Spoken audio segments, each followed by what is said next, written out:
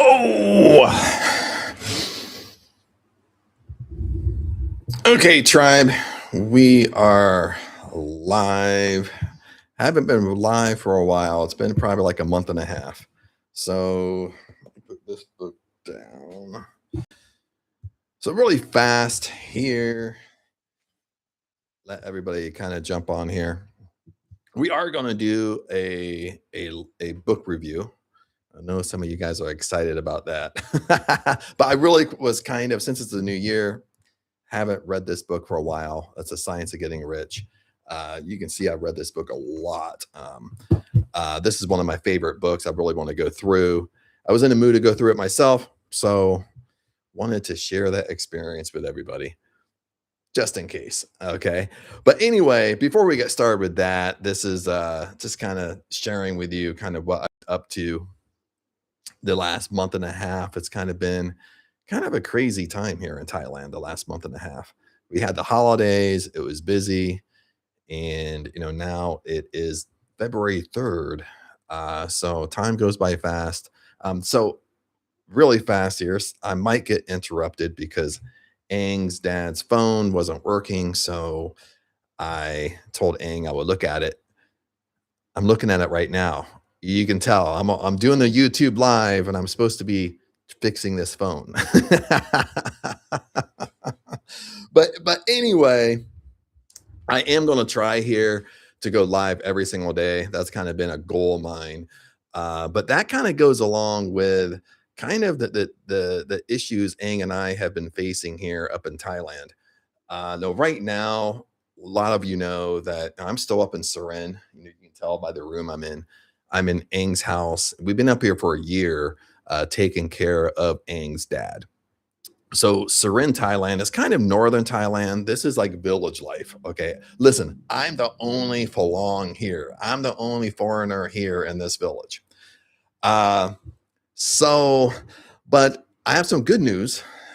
So over the holidays, I couldn't go live just because, like, for 2 or 3 weeks, they were literally just blasting music. Then of course I can't have copyrighted music going through the mics. You know what I mean? That's a big no-no with YouTube. I did get in trouble with YouTube just because that basically happened. I was doing a live stream and they just started. They had to literally, I've never seen it in my entire life. They literally brought in, it looked like a VIP bus. It was a giant bus. I thought it had people on it, but it was a giant flipping speaker, and they parked it right outside the house, and they started blasting music. And when it's that loud, I mean, the walls feels like it's shaking. Um, that happened right in the middle of a live stream about a month and a half ago. So of course I had to shut down the live. The holidays was it was a great time, but they this time for 2 weeks they just blasted music like that. Like I you know what I mean. Um, but anyway, if you jump on here, even if I'm talking, we are going to get ready to do this book review. I mean, you can leave a comment, you have a question, whatever. Feel free to do that. Because I'm sitting right here, right in front, I can see everything, and that doesn't like disrupt me or anything like that. I'm used to that. If you want to reach out, have a question, you want me to move on. It's like Chad.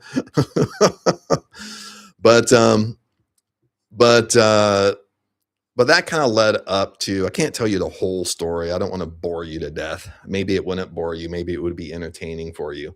But um but Aang and I kind of just recently, over the last couple weeks, we kind of sat down and basically said, we've been up in Surin long enough. So we are going to kind of make our exit from Surin. Her dad's health for the last year. We came up here last February, 2025. This is 2026, February of 2026. So we've been up here 1 year, exactly 1 year, and Aang's dad's health has drastically turned around. He's doing way, way better now. But again, like Aang and I we just kind of sat down and talked where we wanted to, it's time to kind of move on. You know what I mean? It's kind of, go down, get a different place, get out of Surin. Um, Even though she's Thai, like the village life isn't for her either. So there's really, I mean, it's several issues up here, guys. It's not so much there's nothing to do. It's just we're always battling music. I mean, sometimes I can work, sometimes I can't work. So that's been an ongoing issue. Uh, but but a couple of things we kind of been talking about. We either been talking about going down to Bangkok or going over to Jomtien. So that's in the works. So we are going to slowly start going that direction. I am going to go home sometime like in June. So this year, I'm 100% going to go home, visit family for a few months. That usually happens in the summer. So basically, we're going to make our exit before I go home to visit family. So that is coming up. That's good news. To basically just get in a more controlled environment, up all the way around, like either work, whatever. It's just not hectic and chaotic all the time. So that is in the works. So we're both excited about that. Even though maybe I don't look excited, I am excited. But anyway, just wanted to share that with you guys. So I am going to try to my best is go live every day. Again, I'm in Thailand. I know it's a weird time for other countries and stuff like that, but it is what it is. So sometimes I'll go live here. Sometimes I might just go live on my phone. If I'm just sitting in the kitchen having coffee, just want to go live and see if I answer questions for people and stuff like that. But I need to go live more just because when I go live sporadically, lots of times YouTube don't share my live streams. I mean, that's just when I go live all the time, every day, you know, most of the time YouTube will share my live streams with more and more people. So it will alert more and more people that I'm live. Like Chad is live. But anyway, let's kind of get rocking. I kind of said my little piece. Like, where's Chad been the last couple months or a month and a half? But anyway, one of the books I really love before we get started here is The Science of Getting Rich. You can pick up this book on Amazon. Pick it up under, it's called the Power Wealth Classics. It's with Amazon, and that's 3 books in one. So you get The Invisible Power, you also get The Science of Getting Rich by Wallace Wells, and you get the Think and Grow Rich by Napoleon Hill. These are my 3 all-time favorite books that I read over and over and over and over again. Like I've read these books hundreds of times. I'm not even joking.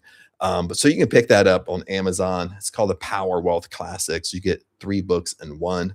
I don't now I have the individual, I have the Power Wealth Classics at home in the United States. I don't have it here in Thailand with me, so I would show you, but I don't have it with me. Another thing I want to bring up really fast before we get started is make sure you jump into the 30-day challenge. I got the link pinned up. It's a pinned comment. Check it out. Jump into a 30-day challenge because the bottom line, guys, is not to be negative, but most of you are just not doing the work. You know what I mean? Most of you want the results. You want to live your dream life. You want to live life on your terms. You want your dream house, your dream car, you dream a career, be an entrepreneur, you want the money, maybe you want to be a millionaire, multimillionaire, maybe you want to make a few 100,000 a year, whatever. Okay. You want what you want. Okay. But you're not doing the work. You have to do the work. It's not just, well, Chad, just tell me a 24-hour manifesting technique. It's not that. Okay. Listen, maybe nobody's telling you this, but the bottom line is you have to burn that old self. You have to burn that old identity. Bottom line. Okay. And in order to do that, listen to this. Okay. Your old self is your enemy. Okay. You are the enemy. You're the one holding yourself back. Okay. You have to understand that. So if you look at it as your old self, your old identity, doesn't it make sense that you gotta know your enemy. Okay, you gotta know your enemy's strengths and you gotta know your enemy's weaknesses. Okay. See, most of you don't know that. most of you don't know your old self, your old identity. Most of you don't know the habits that are holding you back. So when you don't know all this stuff, it's kind of hard. You're making it very, very tough for yourself to figure out what's going on, to figure out why you're not getting results. Some of you are not getting results at all. Some of your guys' results are sporadic all over the place. Okay. And that's what's going on. Okay. So 100% jump into the 30-day challenge. It will change your life. Bottom line. So jump into it, check it out, do it. That's all I'm going to say. But now let's kind of get on with the book. Then, and I'll see kind of, I don't want to do the introduction, but the introduction is kind of boring. Okay, let me see here. Yeah, we'll start with chapter one. And one of the reasons I love this book is the chapters are very, very short. I'm not going to read the whole book today. We're only going to do chapter one, baby. Okay. But I really do love this book. Let me see. Where's my glasses at? Okay. So now let's get rocking and rolling. Okay, chapter one, I'm out of the science of getting rich. Chapter one is the right to be rich. Okay. Whatever may whatever may be said in praise of poverty, the fact remains that it is not possible to live a really complete or successful life unless one is rich. We cannot rise to our greatest possible height and talent or soul development unless we have plenty of money. In order to unfold the soul and to develop talent, we must have many things to use, and we cannot have these things unless we have money to buy them. People develop in mind, soul, and body by making use of things, and society is so organized that people must have money in order to become the possessor, if I could talk, possessor of things. Therefore, the basics of all human advancements must be the science of getting rich. Okay. So now in this book, it's kind of starting off like, well, Chad, he's just talking about money. He's just talking about money. Now he gets deeper throughout the chapters. It's not all about money, but one of the things I want to point out, especially with some of you, is you have such a negative view on money. So these first few several paragraphs, it really sounds like all he talks about money. You need money, money, money, money, money, money, money. Okay. Like if you have like money blocks, you got, when people talk about money, you get knots in your stomach. You're like, you make excuses in your mind. Oh, all they care about is money. That's the reason why money is not coming to you. Okay. That's what I mean by money blocks. Okay. Again, listen to this. If you don't like money, why in the hell would money come to you?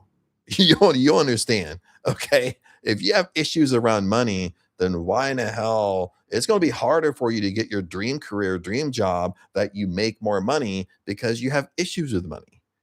You understand what I'm saying? Let's continue. The object of all life is development. Everything that lives as an inalienable right to all the development is capable of attaining. Each of us has a right to life. This means the right to have the free and unrestricted use of all things that may be necessary to our fullest mental, spiritual, and physical unfolding. In other words, our right to be rich. What he's saying is everybody has a right to be rich. Everybody can do whatever they want. You can have whatever you want. That's what he's saying. Okay. In this book, I listen. Now, this is the great thing. In this book, I shall not speak of riches in a figurative way. To be really rich does not mean to be satisfied or contented with a little. You ought not to be satisfied with a little if you are capable of using and enjoying more. The purpose of nature is the advancement and development of life. Listen to that. Okay. The purpose of nature is the advancement and development of life. What does that mean? Is we're always, we just naturally, we always want more. We always want to become better. Set aside money here for a second. You always want to strive to be better. You always want more. Okay. Now, sometimes we want tangible things. We want the houses, the cars, the things that make our life okay. We want good food and all that stuff. But most of the time, we just want to become better. Okay. That's what he's talking about. Is the purpose of nature is the advancement and development of life. Every individual should have all that can contribute to the power, elegance, beauty, and richness of life. When you own all you want for the living of all the life you are capable of living, you are rich. You cannot have all you want without plenty of money. Life has advanced so far and become so complex that even the most ordinary man or woman requires a great amount of wealth in order to live in a manner that even approaches completeness. You naturally want to become all that you are capable of becoming. This desire to realize innate possibilities is inherent in human nature. Success in life is becoming what you want to be. Don't you love that? I'll read that to you one more time. Success in life is becoming what you want to be. Bottom line. Okay. We all want different things. Don't get caught up with what this person has, what this person wants, what this person wants their dream house and dream car. They should not want this. I want to just give to charities. What I mean? Listen, success in life is becoming what you want to be. Bottom line. What do you want? What do you want to be? Who do you want to become? Okay. It doesn't matter what I think. Okay. What do you really want? Okay. That's what you got to decide. You can listen, you can become what you want to be only by making use of things, and you can have the free use of things only as you become rich enough to buy them.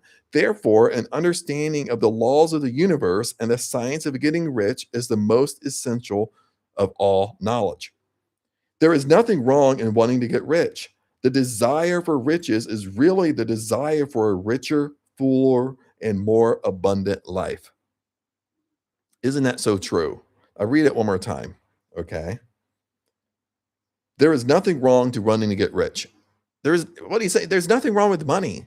Okay. This is why I said earlier, if you got money blocks, you've got issues around money. If we start talking about money like I am right now, and you got little knots in your stomach, okay, you have to understand this. This is how law of attraction works, manifesting works. If you have issues around money, why in the hell would money come to you? It's not. Okay. If you have issues around money, it's going to block your dream career because, again, your dream career, what comes with it is probably more money. Okay. So if you have issues around money, you got to get used to people talking about money. Okay. You got to be used to having money. When you get used to that, money starts kind of flowing into your life a little bit better. Okay. But you gotta notice these things, okay? It's that's how you kinda master that's kinda how you master your old identity, okay? You have to understand your old identity is holding you back. Your old identity, your current self, is not gonna take you to your dream life. Bottom line, my friends. Okay, let me give you a quote. Let me see if I can find it, 'cause I can't, I can't think about it off the top of my head. Okay, I dropped my phone. It's an old phone, iPhone 7. Let me put that in there. I forgot I had it in there. Let me just stick it in here. Okay. Let me give you a quote real quick. I had it written down somewhere. Yeah, this is the one I wanted to share. Listen, your new life will cost you your old one. That's what Wallace is saying. Okay, when we start talking about money, we start talking about things, your new life will cost you your old one. What does that mean? Your new life will cost you your old one. Is that your dream life, what you want, your old life can't come with you. What that means is your old habits, your old decisions, your old patterns, your old ways of thinking cannot come with you to your dream life. Okay. It can't come with you. And listen to this, it's not going to take you there. It's okay. Your old life, your current self, your old identity is not going to bring you your SP. It's not going to bring you your dream house, your dream car. It's not going to bring you riches or more money. It's not going to do it. Okay. You have to become better. Okay. That's what we're talking about here. So I'll back up a little bit. There is nothing wrong in wanting to get rich. The desire for riches is really the desire for a richer, fuller, and more abundant life. And that desire is praiseworthy. The person who does not desire to live more abundantly is uncommon. We all want to live more abundantly. Okay. Again, we all want different things, my friends. We all want different things, tribe. Okay. But we all want to live more abundantly. We all like if you have kids, you want the best for your kids. You want to make sure your kids have the best education. Okay. No matter how many ways we spin this. The person who does not desire to live more abundantly is uncommon. The individual who does not desire to have money enough to buy all that is desired may not be living to their full potential. Ooh, like that stings a little bit. No, Wallace Wallace kind of stabbed the knife in the gut and twisted it. I'll read it one more time. Okay, I'll read that last sentence. Listen, the individual who does not desire to have enough money to buy all that is desired, to buy all that you want, may not be living to their full potential. So what he's saying, you're not living to your full potential if you're not living abundantly. If you don't have everything that you want in life, you're not living to your full potential. That's what Wallace Wattles is saying here. There are three motives for which we live. We live for the body, the mind, and the soul. I love this section. I love this part because he breaks it down. I want you to really pay attention here. Okay. There are three motives for which we live. We live for the body, we live for the mind, and we live for the soul. Listen, no one of these is better or holier than the other. Each is desirable, and neither body, mind, or soul can live fully if one of the others is cut short of full life and expression. Hmm. It is not right or knowable to live only for the soul and deny mind or body. It is wrong to live for the intellect and deny body and soul. You understand what he's saying? Like all three, your mind, body, and soul, all three are interconnected. All three has 100%. Okay. But that's what he's saying is you can't live all for your mind and then neglect the others. You can't have one and neglect the other two, no matter which one. Okay, but that's lots of times how we live. We think we live holy. We think the way I live is holier than where you live. See, that's the mistake. Listen, we we are all acquainted with the loathsome consequences of living for the body and denying both mind and soul. We see that real life means the complete expression of all that a person can give forth through body, mind, and soul. We cannot be really happy or satisfied unless our bodies are living fully in every function and unless the same is true of our mind and our soul. Wherever there is an unexpressed possibility or an unperformed function, there is an unsatisfied desire. Desire is possibility seeking expression or function seeking performance. Okay. Now, you have to remember, this is an easy read, but he does speak Old English a little bit. So basically, what he's saying in these last couple paragraphs is there's three motives which we live. We live for the body, mind, and soul. Okay, we live for three things, but these three things are interconnected. Okay. I mean, they all interweave together. Okay. We all got to feed together. So that's what he's saying. Like most of the time, how we live is we live to the extremes. We live for the body, but we neglect the soul. Okay. We live for the mind, but we neglect the body. That's not living in abundance. Okay. Living in abundance is you're feeding all three. Okay. That's what he's saying. Listen, a person cannot live fully in body without good food, comfortable clothing, warm shelter, and freedom from expressive toil. Rest and recreation are also necessary to one's physical life. A person cannot live fully in mind without books and time to study them, without opportunity for travel and observation, or without intellectual companionship. To live fully in mind, one must have intellectual recreations and must be surrounded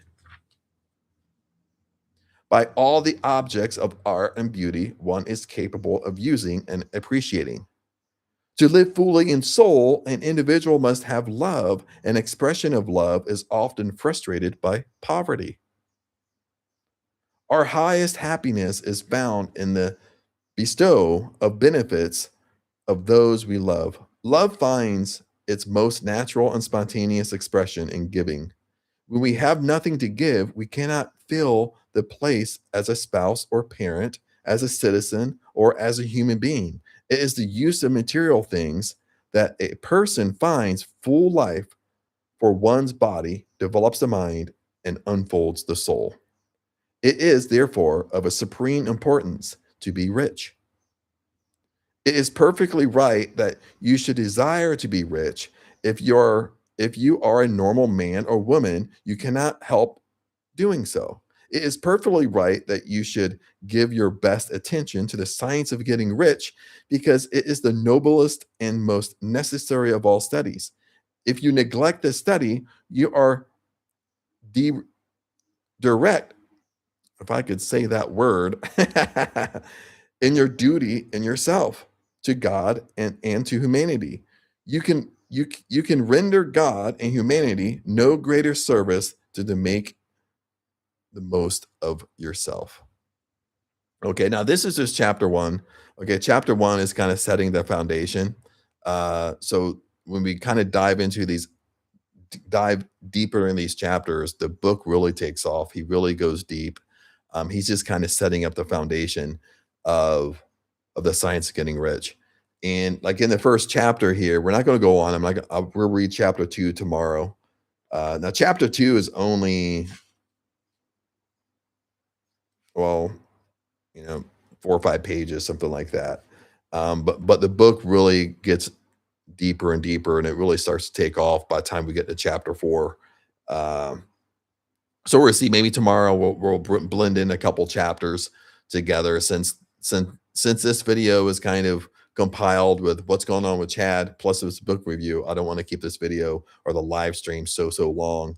Uh, but the first chapter is more kind of really talking about um kind of getting your notion around that success in life is about living abundantly. Success in life is doing what you want to do and having the notion around that in order to do what you want to do, you have to have money in order to do what you want to do because money is just a symbol of abundance. Okay, it's just one symbol of abundance. But what he also connects is your mind, body, and soul. He connects these three things because lots of times we live kind of to the extremes of things. We neglect things, and these three things are interweaved together. It's kind of like how I like to call like who you are in one area of your life is who you are in every single area. You know what I mean? All the areas of your life, if your life was a piece of pie, okay, all these pieces of pie are interweaved together. Okay. One is not more important than the other. And that's what he's saying. Your mind, body, and soul, one is not more important than the other. They all need to be fed. Okay. They all work together. Okay. So that's what he's saying. He's kind of interweaving that into your right of being rich, which is interweaved into abundance or one area of abundance, and it's interweaved into that we naturally just want to be abundant. Okay, we naturally want to strive, we naturally want to be want to become better because when you stop and think about it, is abundance is our birthright. Okay, abundance is inside of me. Okay, that's why we always kind of just even if we don't think about it, we naturally kind of gravitate towards a better life. We gravitate towards becoming better. We want more. We want to become better. We want to be a better person. Okay, and that's why it's because it's ingrained in us. If abundance is your birthright, that's why you always have that natural pull to want more and do more, be a better person. And that's all aligned with in the first chapter here, it's all aligned around money. And I think he wrote the first chapter because he knew that, a lot of people have money blocks. So, and that's why I brought up not in the beginning of this video, because I talked about myself in the beginning of the video, but once we kind of went to this book, is if you have money blocks, if you got like little negative things around money, when you hear people talk about money, what do you think? What's your gut instinct? Okay. When you hear me talk about money, what's your gut instinct? Okay, share that in the chat. What's your gut instinct? Do you think like, oh, Chad, you just talk about money. Money's not important. You know what I mean? Those are blocks. Those are blocks in your life. That's what's going to stop money coming to you. It's going to stop success coming to you. It's going to stop you having your dream career come to you, because your dream career is going to be attached to money, you making more money. Okay. So it's going to stop certain things. You're going to stop abundance in your life. That's pretty much, you got like a shield and you're blocking goodness coming to you. You know what I mean? And I don't want to say like too much, because I've read this book, it feels like millions of times. I know I didn't read it a million times, but it feels like that. So I know what he talks about in other chapters. I don't want to go too deep right now, because I'll save that when we get to those points in those chapters. But anyway, tribe, just want to jump on here. I am going to try my best 100% to really go live every day, at least a half hour, jump on here and talk to everybody, see what everybody's doing, get people results, get people living life on their terms, living their dream life, whatever you want. We can make this thing happen together. But other than that, remember, I love you guys, and I'll see you tomorrow. We're go on to chapter 2. Maybe we'll combine chapter 2 and 3 together. We'll see kind of how that rolls out that way, because I know it really takes off in chapter 4. So maybe we'll combine a couple chapters tomorrow, but those are more introductory chapters. Then we'll really be heading down the road with the meat and potatoes of this book, to kind of really help you guys out if you never read this book before. And even if you read the book, you got to reread it again, baby.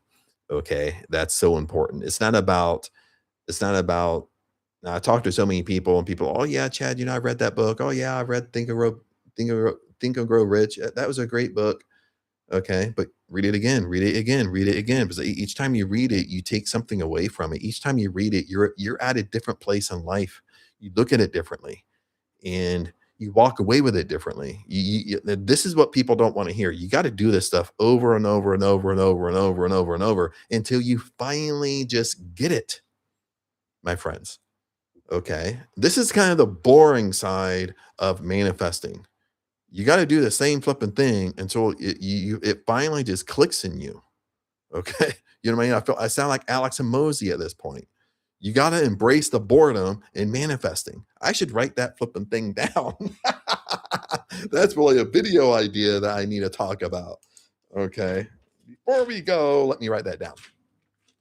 Before we go, what I say, you got to embrace the boredom in manifesting. What I mean by that, I'll share it with you really fast, is one of the things that embrace the boredom and manifesting is, for one, you're trying to figure out yourself. You're trying to figure out, what am I doing that holds me back? Okay. What habits, what decisions, whatever. All that stuff is flipping boring. Okay. Because you don't figure it out in one day. You don't figure it out in 1 week. Okay. When you do affirmations, lots of times how I do affirmations, I don't do robotic affirmations. I don't just say words that mean nothing. Okay, my friends. Uh, I'm gonna have a brain fart here. Let me bring up. I don't know. Okay, you know what? I'll if I have a brain fart, I have a brain fart. Okay. Like the affirmations I say, I tie my affirmations around an emotional state, usually a negative emotional state. Listen to this. If I'm kind of just worried about life, worry about if something's going to happen or not, this is what I'll say to myself. And I say, this is the boredom of manifesting. I don't say that, but this is why manifesting gets boring, because I'll say the same shit to myself over and over and over again every day, every single day when I feel this feeling state. Okay. I'll say, everything always works out for me. When I start feeling negative, I start feeling worried, doubt, and fear creeps in. I'll sit there and say, everything always works out for me. and I'll say it until it switches my state. Okay. If I'm having trouble making decisions because again, I'm very indecisive, I'm over analytical. That's just a pattern with me. I'll sit there and tell myself, my decisions make me millions. Okay. If I'm scared to death to remain in a fire, I let when you hit that fear barrier and you let fear scare the shit out of you and you run back to your comfort zone, I'll feel that feeling state of myself. I'll feel that emotional state and I'll tell myself when I remain, what do I say? Because I haven't said this for a while. When I remain, I always win. When I remain in a fire, baby, I always win. When I don't run back to my comfort zone, I always win.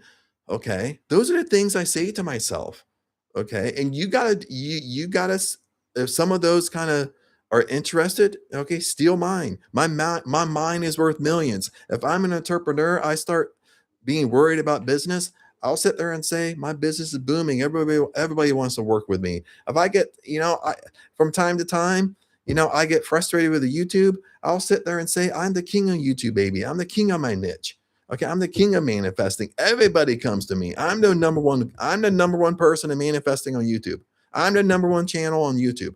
Those are the things I tell myself. This is the boring side of manifesting because you say the same things over and over and over and over and over and over and over until your subconscious mind accepts it as truth. You pretty much deny choose B, baby. That's what you do. Okay. You don't you recognize the negative emotional state, you recognize that worry, doubt, and fear, and you deny choose B. Okay. I catch it, I deny it, then I have affirmations around it that help me pull myself out of that state. Okay. That's the boring side of manifesting. Okay. You're doing the same thing every day. You're telling yourself the same thing every day until you finally flip and believe it. Okay. This is like Neville Goddard 101. This is law of assumption 101. This is the whole premise of Neville Goddard right here is whatever you assume to be true, you have to experience. Okay. That's his bottom line. Whatever you assume to be true for you, you have to experience. True or false. Okay. That's why I say nobody is ever wrong. Okay. I'm not going to debate with you. I'm not going to debate with you about life because whatever you assume to be true, you have to experience, my friends. Bottom line. Okay. Whatever I assume to be true for me, I have to experience. Okay. That's how this stuff works. Okay. What do you assume to be true? What is true for you? Okay. If I assume that life is easy, well, that's what I experience. Life is easy. If I assume life is hard, then that's what I experience is hard. Life is hard. Life is difficult. Okay. If I assume that, every place I go, there's opportunity in everything, then that's why I experience. If I assume I'm blessed, then I'm blessed. That's why I experience. If I assume that I have the favor of God, then I have the favor of God. That's what I'm going to experience. Okay. You have to understand this. This is the power that you have. The same power I have, the same power you have. Okay. It really all just comes down to what you assume to be true. Okay. Sometimes I save these little nuggets to the end of the video because the people that really want to try to figure this out, those are the people that hang around. They watch the whole videos, they watch everything. And the little nuggets are really at the end of the videos, really for me. I don't know if it's because I get warmed up with talking, especially with the live stream. It takes me a little bit while to kind of get warmed up. And then at the end of the video, we start rocking and rolling, baby. But anyway, I am really going to go this time. Got off on a tangent, wanted to share that stuff with you. But remember, I love you guys. And I will see you tomorrow, probably around the same time. I'll see you tomorrow. Probably do chapter 2 and 3 together. That way we can kind of move on to chapter 4. Chapter 4, again, is where the meat and potatoes are. That's where the book really takes off. But other than that, remember, I love you guys, and I will see you tomorrow.